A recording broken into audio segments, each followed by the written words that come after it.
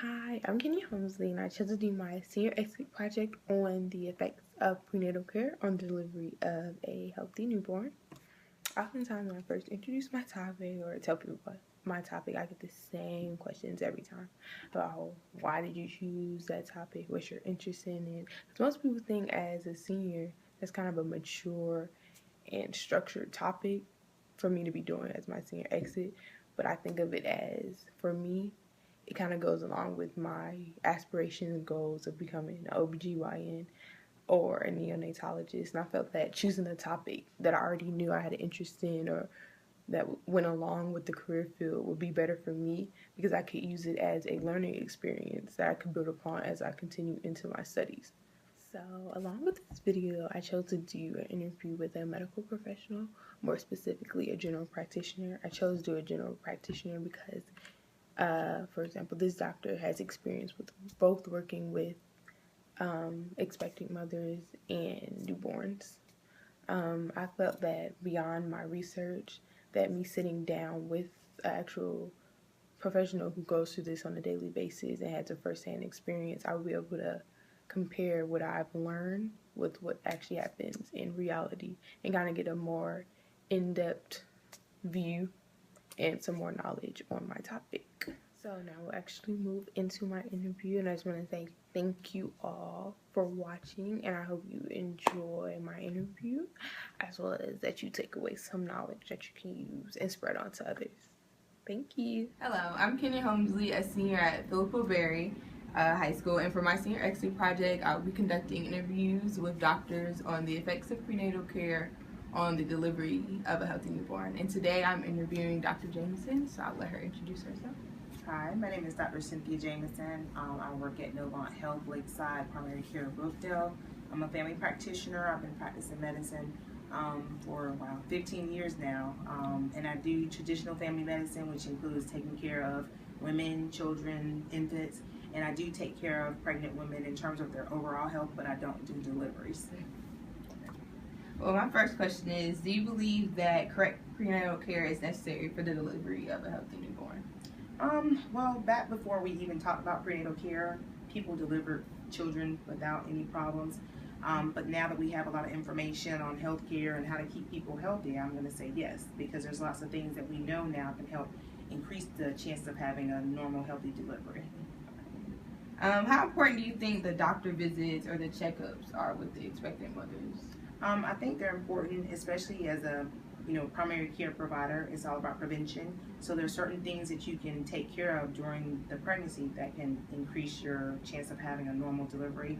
For example, high blood pressure, diabetes. Those are things that you can catch early in pregnancy and take care of them so that the child and the mother end up being healthy during the pregnancy.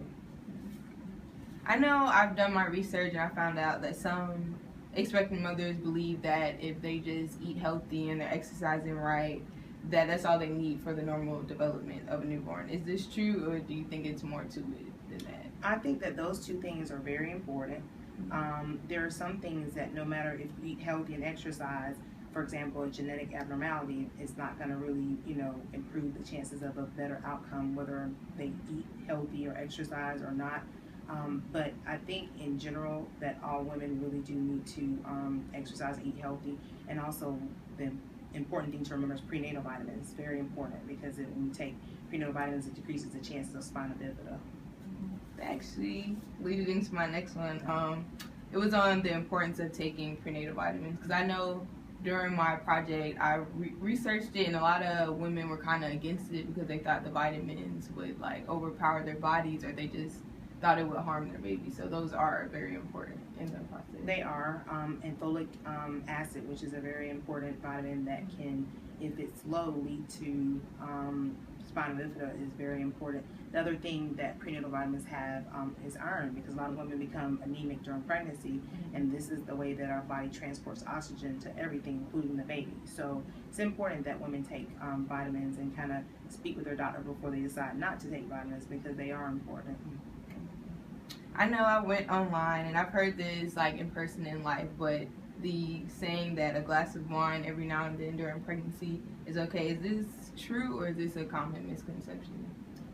Well, as physicians, we try to base things on data and on information that we get through research. Research tells us that we know that lots of alcohol is bad for pregnancy. There's not a lot of research that shows that even a little bit of pregnancy is not harmful for an infant or for the mother. And so, as a rule of thumb, we tell women to avoid alcohol during pregnancy. Now, if someone takes a sip of alcohol, or if someone drinks like, you know, a half a glass of wine during New Year's Eve, it's very unlikely that's going to determine the outcome of that patient's pregnancy. But we don't have the research to back that up. That makes sense. So what is your knowledge on ultrasounds? I know that's a really big part in the process of pregnancy and making sure that there's no abnormalities or genetic, I guess, like variations. How you know on that, and how useful is it to pregnant women? Well, I think that everyone thinks that they have to have an ultrasound during pregnancy, but at the end of the day, the baby's going to be born with or without the ultrasound. A lot of doctors will use them if there's problems during the pregnancy. For example, if the woman is not developing or growing as much, or she's growing too much, which could be a sign of twins or extra fluid, then an ultrasound is very helpful.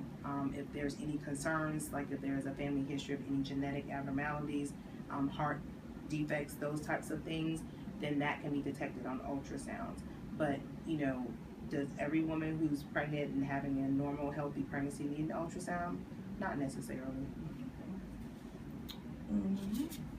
I know some expecting mothers are against receiving ultrasounds because they think that it has radiation or that it's going to harm the baby. How are ultrasounds harmful, or how safe are they? Very safe. They're actually just sound waves, so it is not any more harmful than talking to someone. So it is very safe.